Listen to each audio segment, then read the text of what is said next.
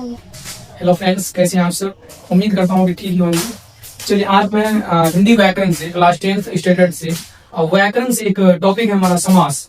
Topic का नाम है आपका समास। इस समास को थोड़ा सा लेके हम आए हैं और समास से लगभग 6 से 7 नंबर का क्वेश्चन, कितना नंबर, 6 से 7 नंबर क्वेश्चन हर बार बिहार बोर्ड पूछता है। तो समास को लेके आए, थोड़ा सा आप लोग देखिए और इस वीडियो को ज्यादा से ज्यादा शेयर भी कीजिएगा, लाइक कमेंट करना ना भूलिएगा। चलिए, सबसे पहले हम लोग जानते हैं समास होता क्या है, समास क्या होता है, उसके बारे में थोड़ा सा हम लोग परिभाषा देखते हैं और क्या होता है थोड़ा सा समझते हैं। देखिए, समास का सिंपल सा अगर आप समझिएगा तो समास का सिंपल सा अर्थ होता है संक्षिप्त रूप, जिसको कि शॉर्ट फॉर्म बोलते हैं। जैसे कुछ उदाहरण देते हैं। चलिए, पहले हम समास का परिभाषा कर लेते हैं। समास होता क्या है।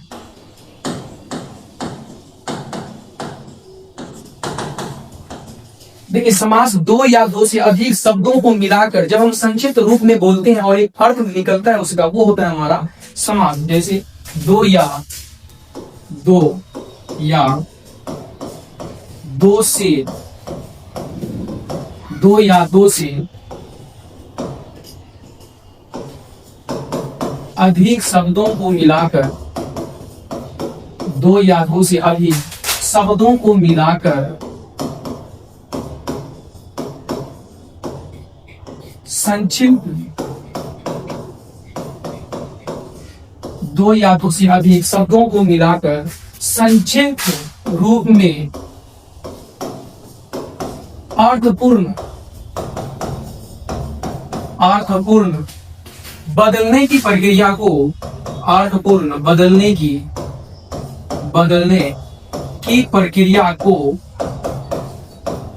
प्रक्रिया को समास कहते हैं, समास कहते हैं।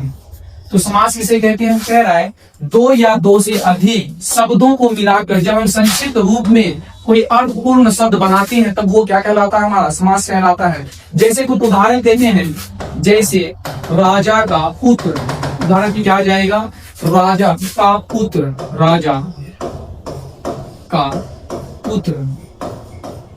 देखिए, अभी ये समास नहीं है क्योंकि इसमें दो पद, एक राजा ये एक शब्द है, एक पुत्र ये दूसरा शब्द है। ये दोनों शब्द के बीच एक हमको विभक्ति चिन्ह दिख रहा है, कारक चिन्ह नजर आ रहा है, जो का है। इस का को जब हम हटा देंगे ये बन जाएगा राजपुत्र। क्या बन जाएगा, राजपुत्र।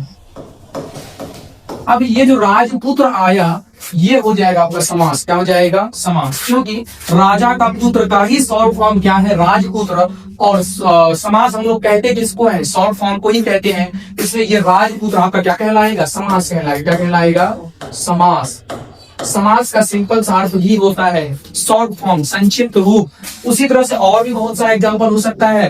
राजा की कन्या, राजा की कन्या का क्या हो जाएगा, राजकन्या। उसी तरह से राजा की पुत्र, यह राजा का पुत्र आ गया राजपुत्र।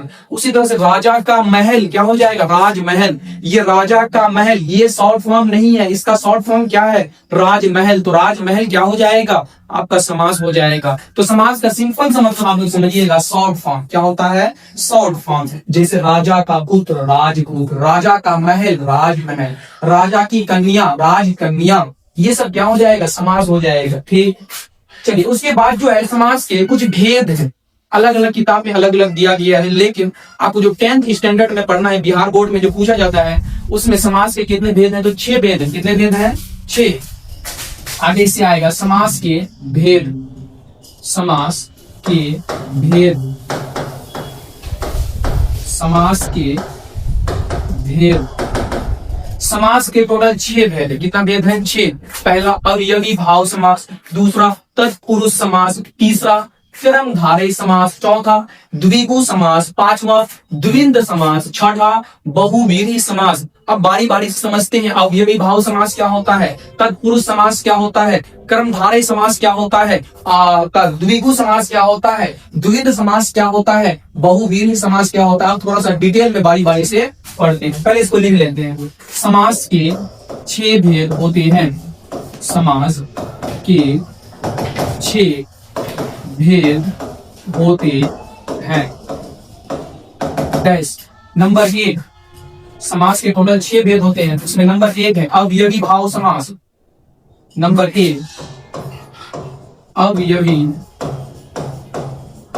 अवयवी भाव समास। नंबर 2 में है तत्पुरुष समास। तत्पुरुष समास। नंबर 3 में है कर्णधारय समास। कर्णधारय समास। नंबर 4 में है आपका द्विगु समास। द्विगु समास, कहीं कहीं पे द्विग भी लिखा हुआ रहता है, द्विगु समास को हम लोग द्विग समास बोलते हैं।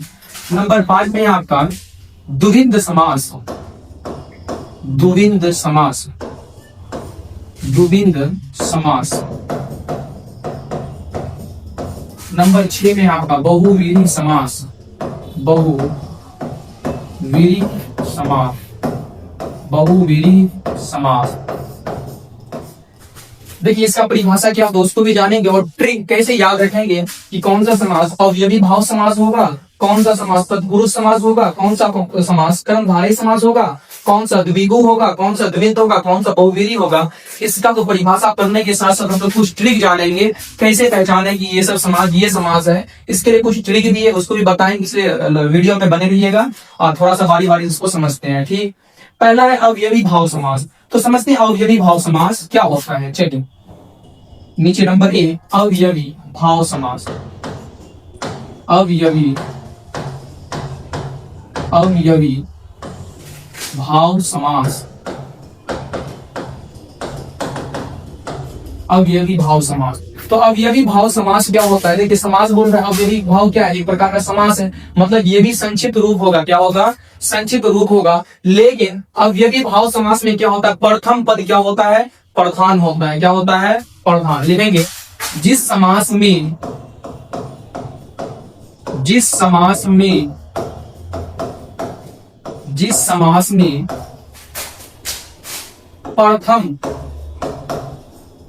प्रथम पद अवयव जैसे यथा कौमा प्रति कौमा भर इत्यादि। जिस समास में प्रथम पद अवयव जैसे यथा प्रति भर इत्यादि हो, कौमा उसे अवयवी भाव समास कहते हैं। अवयवी भाव समास कहते हैं। देखिए इसका परिभाषा हम ऐसे ही बना सकते थे, जिस समास में प्रथम पद प्रधान हो, हम वो ना लिखकर हम क्या लिखे हैं? जिसमें, अच्छा यहाँ जिस होगा, थोड़ा सा मिस्टेक हो गया है, यहाँ जिस होगा। जिस समास में प्रथम पद क्या हो? अवयव जैसे प्रथम पद में क्या क्या हो? यथा हो। क्या हो? यथा, या प्रति हो, या भर हो, इसके अलावा भी हो सकता है, इसलिए इत्यादि लिखा गया है। जिस भी समास में प्रथम पद में अगर दिख जाए यथा या प्रति या भर, वो समझ जाइएगा कौन सा समास है? अवयवी भाव समास। जैसे कुछ एग्जाम्पल देते हैं, जैसे यथाशक्ति, ये शब्द दे दिया जाए यथाशक्ति, पूछेगा ये कौन सा समास है? तो फौरन आप बताइएगा अवयवी भाव समास है। क्यों? क्योंकि इसमें प्रथम पद जो है यथा है। प्रथम पद क्या है? यथा है। और ऐसे भी समझ सकते हैं प्रथम पद इसमें प्रधान है, ज्यादा असर किस पर पड़ रहा है? यथा पर पड़ रहा है, इसलिए ये कौन सा समास हो जाएगा? अवयवी भाव समास। या ट्रिक याद रखिएगा, जिस समास में प्रथम पद यानी पहला पद यथा हो, प्रति हो, भर हो, वो कौन सा समास कहलाएगा? अवयवी भाव समास कहलाएगा। तो इस शब्द में पहला जो पद है वो यथा है, इसलिए कौन सा समास हो जाएगा? अवयवी भाव समास। उसी तरह से आपका आ जाएगा प्रतिदिन। क्या जाएगा? प्रतिदिन। अब ये शब्द दे दिया जाएगा, कटिहार बोर्ड में पूछ सकता है, ये शब्द दे दिया जाएगा, बोलेगा प्रतिदिन, बताइए कौन सा समास है? ये समास है, लेकिन कौन सा समास है? तो अवयवी भाव समास है। क्यों अवयवी भाव समास है? क्योंकि इसमें जो प्रथम पद है वो प्रति है, या प्रथम पद पर ज्यादा असर पड़ रहा है, इसलिए ये अवयवी भाव समास होगा। दिन, ये तो आम बात है, लेकिन प्रतिदिन बोल रहा है, हर एक दिन, इसलिए प्रति यहाँ ज्यादा इफेक्ट कर रहा है, ज्यादा प्रतिदिन पर इफेक्ट कर रहा है, इसलिए ये कौन सा समास हो जाएगा आपका? अवयवी भाव समास। या अगर ऐसे आपको समझ में नहीं आ रहा है तो ट्रिक याद रखिएगा, जैसे यथा प्रति भर, किसी भी शब्द के आगे दिख जाए अवयवी भाव समास। जैसे यहाँ यथा था इसलिए अवयवी भाव, यहाँ प्रति आ गया, देखिए इधर लिखा गया था प्रति, है कि नहीं है, जिस शब्द के आखिर में नहीं शुरुआत में, कहा शुरुआत यानी पहले में प्रति दिख जाए वो भी कौन सा समास हो जाएगा, अवयवी भाव समास। उसी तरह और भी एग्जाम्पल ले सकते हैं, भर पेट, भर पेट, बताइए भर पेट कौन सा समास हो जाएगा, आपका अवयवी भाव समास होगा। क्यों? क्योंकि इसमें देखिए प्रथम पद क्या है आपका, भर है, क्या है, भर, और उधर लिखा गया है जिस भी समास का अगर प्रथम पद भर दिख जाए वो अवयवी भाव समास होगा। तो यहाँ भी तो भर दिख रहा है प्रथम पद, इसलिए कौन सा समास हो जाएगा, अवयवी भाव समास। या अगर ऐसे याद रखिएगा जिस समास में प्रथम पद प्रधान होता है, जैसे यहाँ भर पेट, पेट कैसा है, भरा हुआ है, कैसा है, भरा हुआ है, ज्यादा इफेक्ट पड़ रहा है भर पे, इसलिए ये कौन सा समास हो जाएगा, आपका अवयवी भाव समास हो जाएगा। इसी तरह से आपको एक शब्द दे रहे हैं, बताइएगा कौन सा समास है, भरपूर, भरपूर, आप लोग कमेंट में बताइएगा ये भरपूर कौन सा समास है, तो आप लोग डायरेक्ट बता सकते हैं। आगे भर लगा हुआ, क्या लगा हुआ है, भर, इसलिए कौन सा समास हो जाएगा, अवयवी भाव समास। बताइए ट्रिक कैसा लग रहा है आप लोगों को? अगर ट्रिक अच्छा लग रहा है, समझ में आ रहा है, तो इस वीडियो को जो है आप अपने दोस्तों में शेयर कर सकते हैं, व्हाट्सएप के जरिए, इंस्टाग्राम के जरिए या फेसबुक के जरिए शेयर कर सकते हैं। और लाइक भी करना ना भूलिएगा, और कमेंट हो सके तो उतना कमेंट कर लीजिएगा, और बेल आइकन बटन को दबाने के साथ साथ सब्सक्राइब पहले कीजिएगा, उसके बाद बेल आइकन बटन को दबाना नहीं भूलिएगा, ठीक। इत्यादि और भी बहुत सारा हो सकता है, इत्यादि, ठीक। चलिए इसके बाद दूसरा जो समास है वो आपका है तत्पुरुष समास। कौन सा समास है, तत्पुरुष समास। देखिए तत्पुरुष समास बहुत ही आसान है, समझे तो यूं समझे तो बहुत ही आसान, सबसे आसान जो है वो तत्पुरुष ही है। जैसे अभी ऊपर में हम लोग देखे थे राजा का महल, इससे क्या बना था समास, राजमहल। राजमहल एक समास है, लेकिन कौन सा समास है, आपका तत्पुरुष समास। क्यों? देखिए तत्पुरुष समास में क्या होता है, जो विभक्ति चिन्ह होता है या कारक चिन्ह होता है वो छुपा हुआ होता है। कैसा होता है, छुपा हुआ होता है। जैसे राजा का महल, इसको बोल सकते हैं राजमहल, संक्षिप्त रूप हुआ राजमहल। राजमहल में देखिए कहीं विभक्ति चिन्ह नजर आ रहा है, लेकिन थोड़ा गौर से सोचिएगा तो इसके अंदर का, के, की, ये सब मौजूद रहता है, इसलिए राजमहल कौन सा समास होगा, तत्पुरुष समास। इतना समझिएगा, जिसमें विभक्ति चिन्ह छुपा हुआ होता है वो कौन सा समास कहलाता है, तत्पुरुष समास। या पद के आधार पर देखिएगा, जिस समास में प्रथम पद नहीं दूसरा पद, प्रथम पद किसका प्रधान होता है, अवयवी का, लेकिन दूसरा पद अगर प्रधान हो, दूसरा पद पर ज्यादा इफेक्ट पड़े, वो आपका तत्पुरुष समास होगा। चलिए समझते हैं उसको। दूसरा लिखिएगा तत्पुरुष समास, क्या लिखिएगा, तत्पुरुष समास।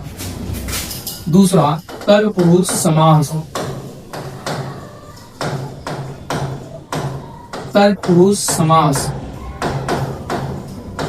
लिखकर तत्पुरुष समास लिखिए। जिस समास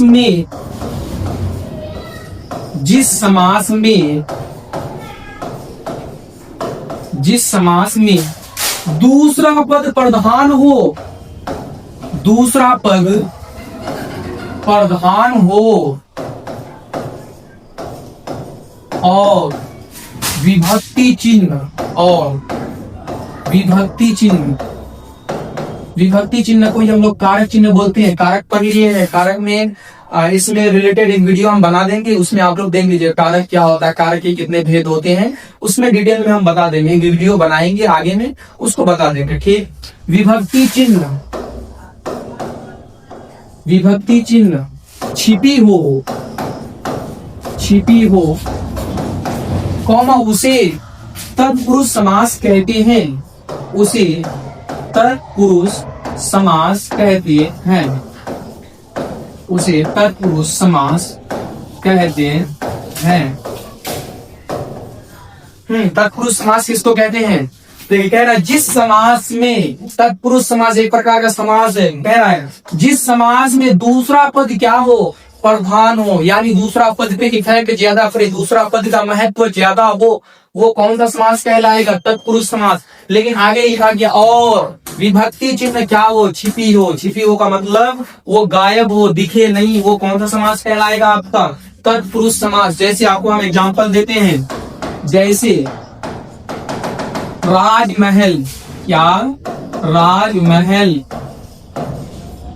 देखिए राजमहल, ये जो महल है इस पर ज्यादा इफेक्ट पड़ रहा है। ये महल किसका है? राजमहल। राजमहल का मतलब हुआ राजा का महल। महल पर ज्यादा इफेक्ट पड़ रहा है। महल है लेकिन किसका है? राजा का है। महल पर ज्यादा इफेक्ट पड़ रहा है, इसलिए राजमहल ये कौन सा समास हो जाएगा? तत्पुरुष समास। या राजमहल को थोड़ा सा तोड़िएगा तो क्या बनेगा? राजा का महल। बीच में आ गया का क्या है? विभक्ति चिन्ह। वही विभक्ति चिन्ह क्या होता है? छुपा हुआ होता है। वो कौन सा समास कहलाता है? तत्पुरुष समास। जैसे राजमहल के बाद आ जाएगा राजकन्या। राजकन्या,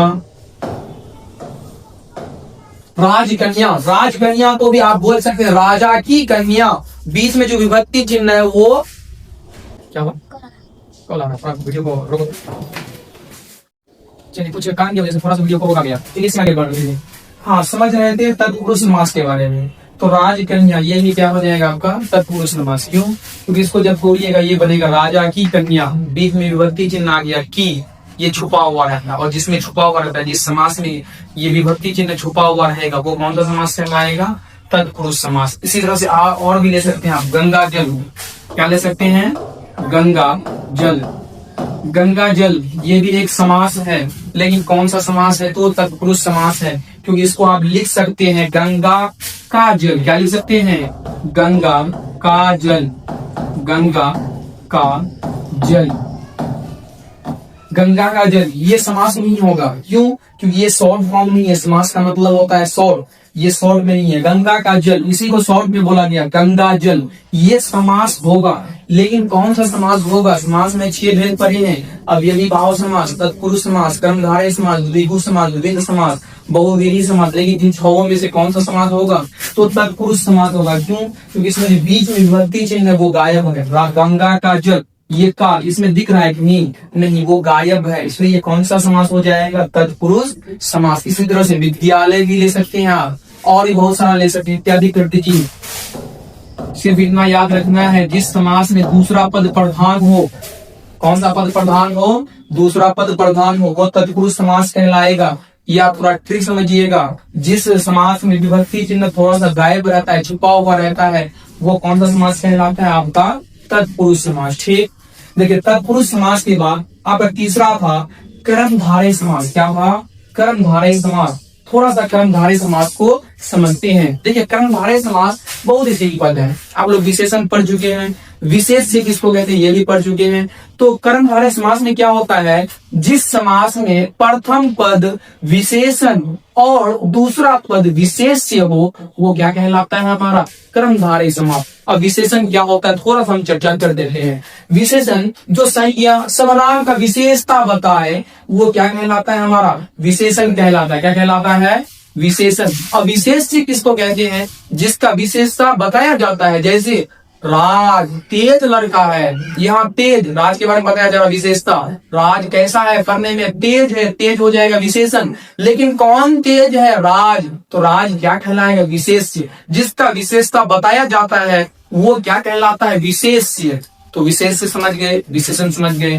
थोड़ा सा लिख के बता देते हैं। ठीक, देखिए जैसे राम अच्छा लड़का है, राम अच्छा लड़का है, राम अच्छा लड़का है।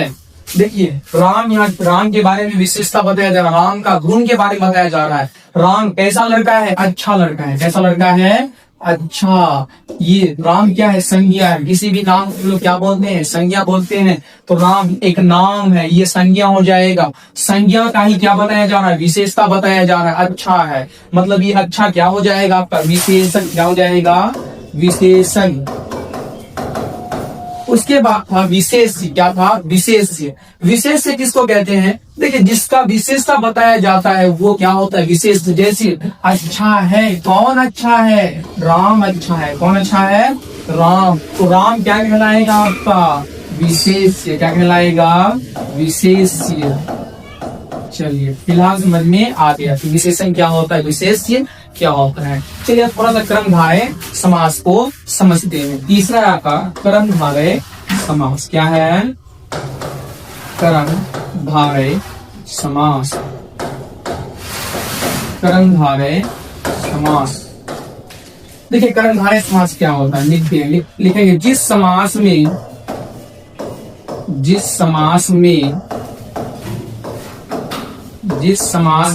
प्रथम पद, मेरा वो सब काम नहीं करना, यहाँ आवाज आता है वीडियो में। जिस समास में प्रथम पद विशेषण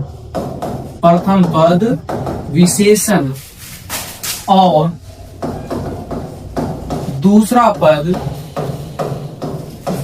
पद विशेष्य हो, कौमा उसे कर्णधारय समास कहते हैं।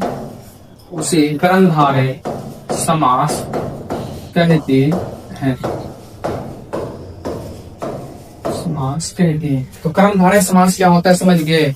जिस समास में प्रथम पद क्या हो, विशेषण हो, और दूसरा पद क्या हो, विशेष्य हो, वो कौन सा समास कहलाएगा, कर्मधारय समास। जैसे एग्जाम्पल में लिखिएगा, जैसे आपका आ जाएगा नील कमल, क्या आ जाएगा, नील कमल।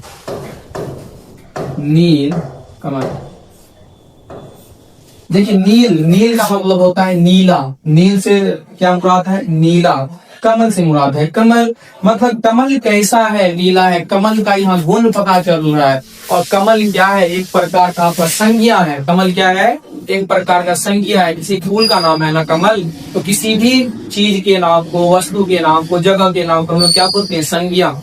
तो ये कमल संज्ञा है, संज्ञा का विशेषता बताया जा रहा है। कमल कैसा है, नीला है। कमल हरा भी हो सकता है, उजला भी हो सकता है, लेकिन कैसा है, नीला है। यहाँ विशेषण भी पता चल रहा है। पहला पद क्या पता चल रहा है, विशेषण। ये नीला क्या है, नील से मुराद है नीला, नीला आपका हो जाएगा विशेषण। ये कमल किसके बारे में विशेषता बताया जा रहा है, कमल के बारे में। तो कमल क्या हो जाएगा, आपका विशेष्य। तो इसमें प्रथम पद क्या है, विशेषण, दूसरा पद क्या है, विशेष्य। इसलिए नील कमल कौन सा समास हो जाएगा, कर्मधारय समास। जैसे महापुरुष क्या हो जाएगा, महापुरुष। देखिए महा का मतलब होता है महान। क्या होता है, महान। पुरुष है मतलब पुरुष कैसा है, महान है। कैसा है, महान। यहाँ पुरुष की विशेषता के बारे में पता चल रहा है, इसलिए प्रथम पद विशेषण हो गया, दूसरा पद विशेष्य। इसलिए कौन सा समास हो जाएगा आपका, कर्मधारय समास। इसी तरह से बहुत सारा हो सकता है, इत्यादि कर देंगे। बस इतना याद रखना है, जिस समास का प्रथम पद विशेषण और दूसरा पद विशेष्य हो, वो कौन सा समास कहलाएगा, कर्मधारय समास। ठीक, चलिए चौथा क्या था आपका, द्विगु समास। चौथा क्या था, द्विगु समास। थोड़ा समझते हैं द्विगु समास क्या होता है। चलिए नेक्स्ट पेज चले जाते हैं। चौथा है आपका द्विगु समास। द्विगु समास,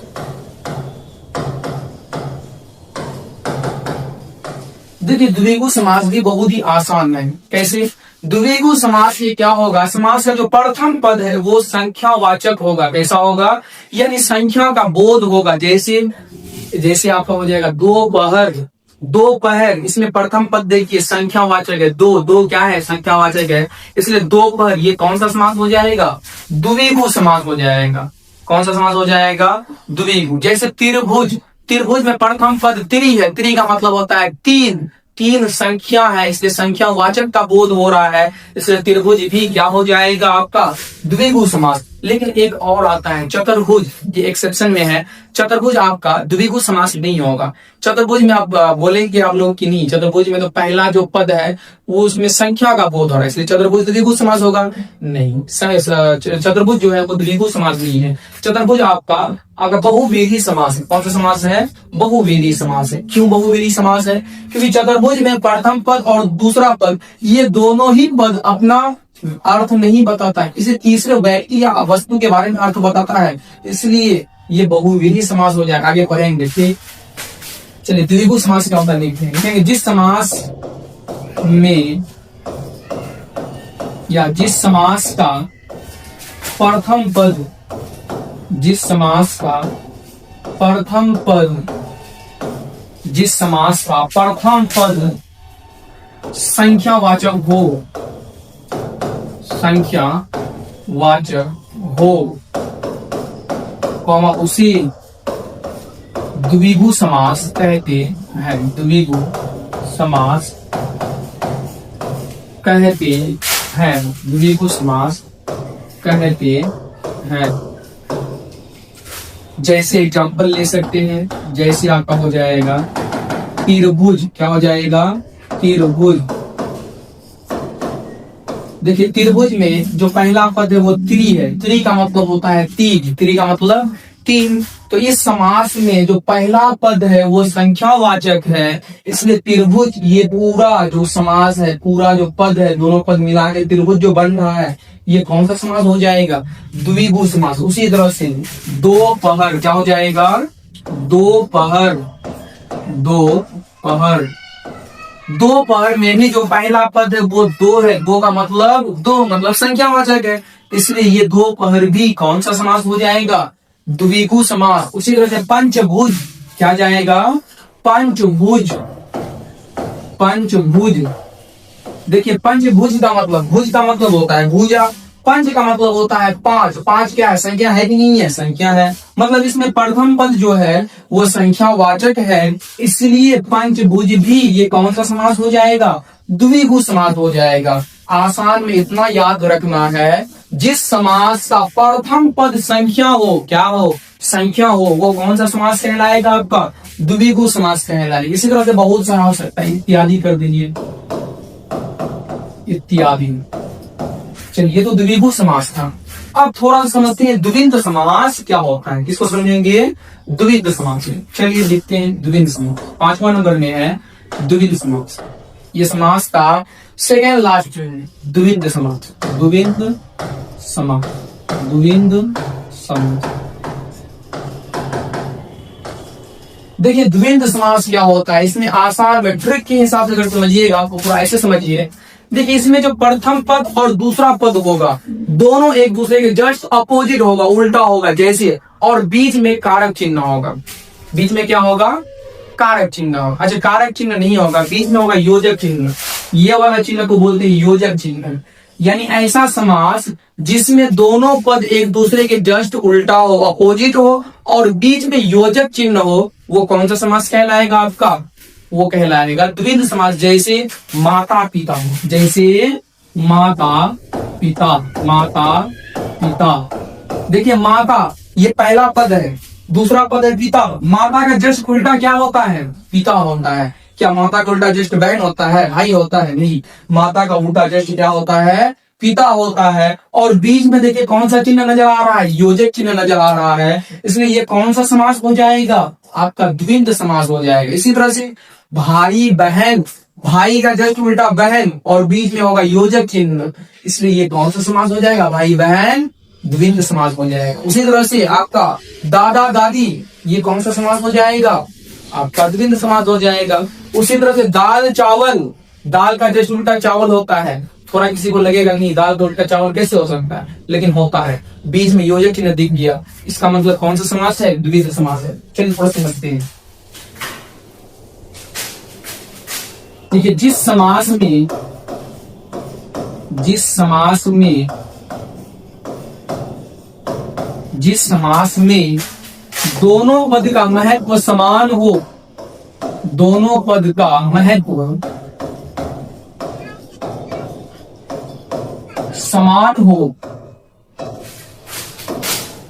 कौमा उसे द्विविध समास, उसे द्विविध समास कहते हैं, उसे द्विविध समास कहते हैं। परिभाषा क्या बोला गया है, जिस समास में दोनों पद का महत्व क्या हो, समान, क्या हो, समान हो, वो कौन सा समास कहलाएगा आपका, द्विविध समास कहलाएगा। जैसे कुछ एग्जाम्पल लेते हैं, जैसे जैसे जैसे अभी बोले माता पिता, क्या बोले, माता पिता, माता पिता। देखिए माता पिता, माता का जो महत्व है पिता का भी महत्व वही है। कोई भी बच्चा है उसको माता जितना प्यार करता है पिता भी उतना ही प्यार करता है, दोनों का महत्व समान है, इसलिए ये कौन सा समास हो जाएगा, द्विविध समास हो जाएगा। या इसको ट्रिक के हिसाब से अभी जो बताए, अभी तो हम बोले आपको कि ट्रिक से कैसे याद रखिएगा, ट्रिक कैसे याद रखिएगा, ऐसा समास जिसमें दोनों पद एक दूसरे के जस्ट उल्टा हो और बीच में योजक चिन्ह हो। ये जो चिन्ह आया है बीच में, इसको बोलते हैं योजक चिन्ह। और एक पद है माता, दूसरा पद है पिता, माता का जस्ट उल्टा पिता, पिता का जस्ट उल्टा माता होता है, इसलिए ये कौन सा समास हो जाएगा, द्विविध समास। ज्यादा बेहतर होगा आपको ट्रिक ही याद रखिएगा, ठीक।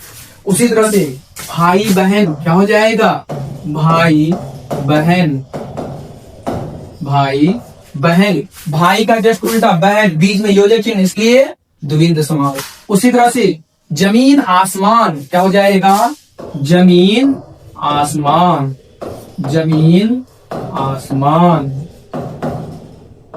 जमीन आसमान। जमीन का उल्टा, जमीन नीचे होता है, आसमान ऊपर होता है, जमीन का उल्टा जो होता है आसमान, बीच में योजक चिन्ह दिख गया, इसका मतलब ये द्विविध समास है। उसी तरह से दाल चावल क्या हो जाएगा, दाल चावल, दाल चावल। देखिए दाल चावल, दाल का उल्टा चावल होता है, चावल का उल्टा दाल होता है, बीच में कौन सा चिन्ह आ गया, योजक चिन्ह आ गया, इसलिए कौन सा समास हो जाएगा आपका, द्विविध समास हो जाएगा। इसकी याद ही कर दीजिए, और भी बहुत सारा हो सकता है।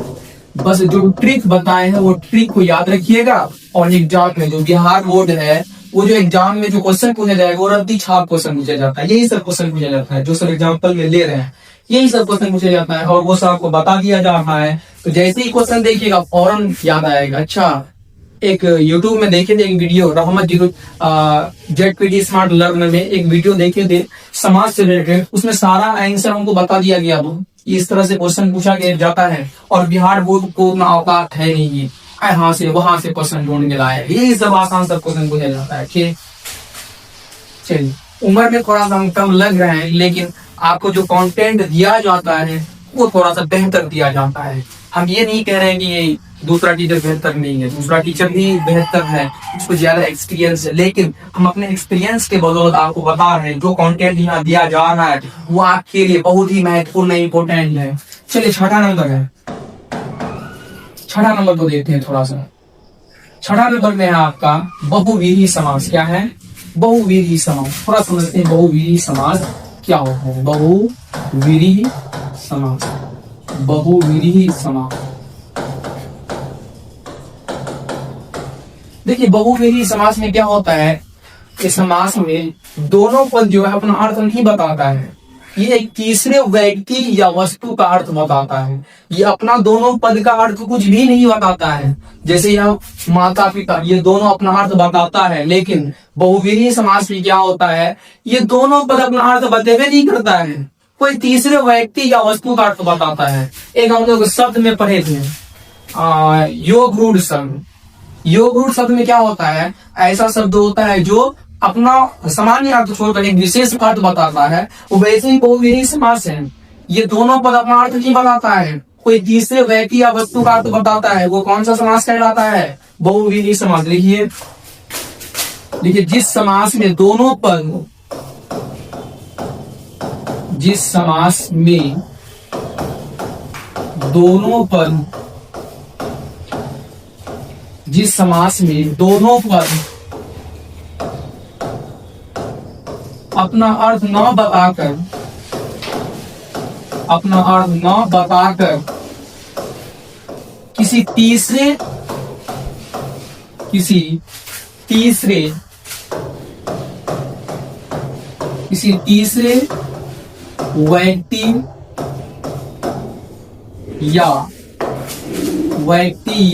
व्यक्ति या वस्तु का अर्थ बताए, वस्तु का अर्थ बताए, उसे बहुव्रीहि समास कहते हैं, उसे बहुव्रीहि समास कहते हैं।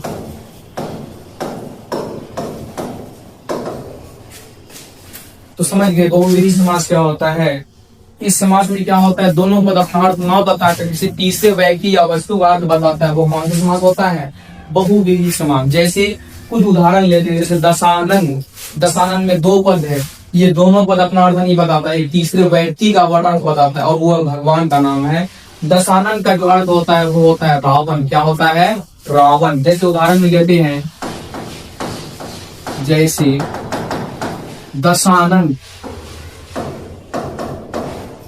दशानन। देखिए दशानन का अर्थ होता है 10 अंग। 10 अंग मतलब जिसके पास 10 आंख हो वो क्या होता है? दशानन। दशानन ये इसमें 2 पद है टोटल, दशा प्लस नन। दशा प्लस नन, इसमें 2 पद, ये दोनों पद अपना अर्थ नहीं बताता है, किसी तीसरे व्यक्ति का अर्थ बताता है, यानी भगवान का अर्थ बताता है। रावण क्या बताता है? रावण। यानी ऐसा समास जो अपना पद का कोई अर्थ ना बताए, किसी तीसरे व्यक्ति का अर्थ बताए, वो हो जाएगा बहुव्रीहि समास। जैसे दशानन, इसका अर्थ होता है रावण, ये कौन सा समास हो जाएगा? क्वेश्चन पूछ लेगा, दशानन ये कौन सा समास है? ऑप्शन भी दे देगा, बहुव्रीहि समास, द्विविध समास, तत्पुरुष समास। कौन सा लगाइएगा? बहुव्रीहि समास। इसी तरह से आप कहा सकता है नीलकंठ। क्या सकता है? नीलकंठ।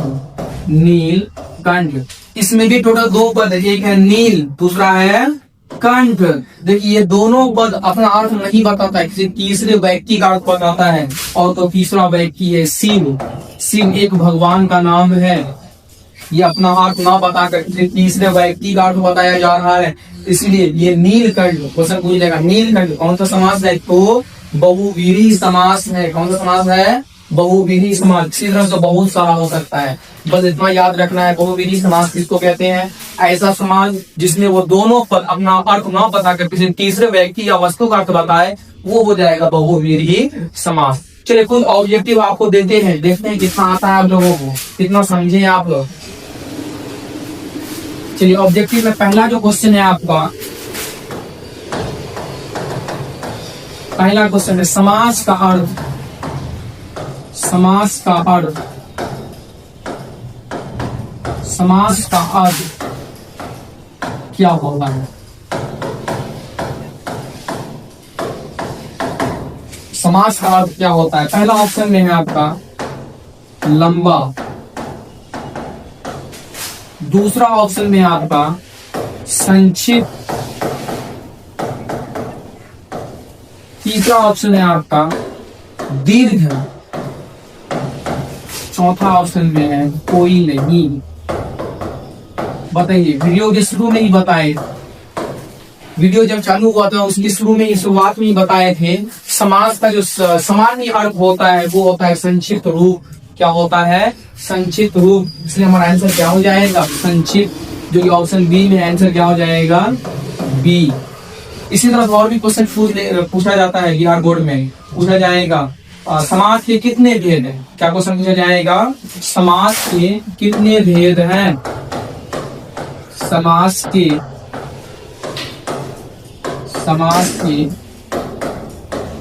कितने भेद हैं? डैश। ऑप्शन में दे देगा आपको 5, बी में दे देगा 4, सी में दे देगा 6, डी में दे देगा 8। तो कितना होता है? समास के टोटल कितने भेद होते हैं, यानी प्रकार कितने होते हैं समास के? 6 होते हैं। इसलिए आंसर क्या हो जाएगा हमारा? सी। बस इसी तरह का क्वेश्चन पूछा जाता है। और कुछ उदाहरण दे देगा, माता पिता कैसा समास है? कौन सा समास का उदाहरण है? माता पिता। क्या बोला है? माता पिता। माता पिता। देखिए माँ का ये प्रथम पद है, पिता ये दूसरा पद है। माता का जस्ट उल्टा होता है पिता, पिता का जस्ट उल्टा होता है माता।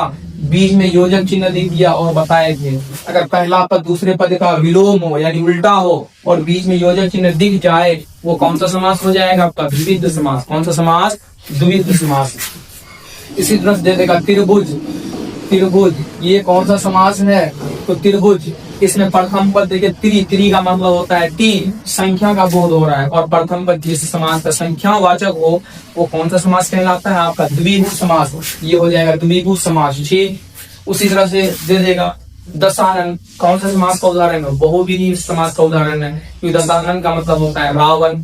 ठीक इसी तरह और भी क्वेश्चन दे देगा राजमहल कैसा समास का उदाहरण है? तो तत्पुरुष समास का उदाहरण, क्योंकि राजमहल को हम लिख सकते राजा का महल, बीच में विभक्ति चिन्ह का ये छुपा हुआ रहता है, और जिसमें छुपा हुआ रहता है वो समास कहलाता है तत्पुरुष। उसका यथाशक्ति, आगे यथा दिख रहा है, ट्रिक बताए थे। अवयवी भाव समास को पहचानने का ट्रिक है, किसी भी शब्द के शुरुआत में या प्रथम पद यथा पर की भर हो, वो कौन सा समास कहलाएगा?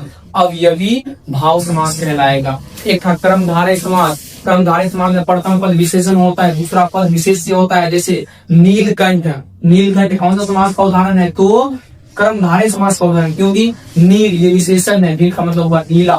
कमल कैसा है? नीला है, गुण बताया जा रहा है कमल के बारे में, इसलिए नील कौन सा समास हो जाएगा?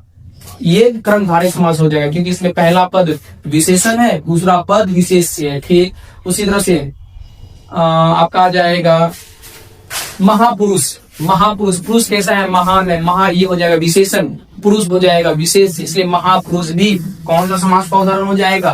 कर्मधारय समास का उदाहरण हो जाएगा। और बिहार बोर्ड में आपका यही सब क्वेश्चन पूछा जाता है।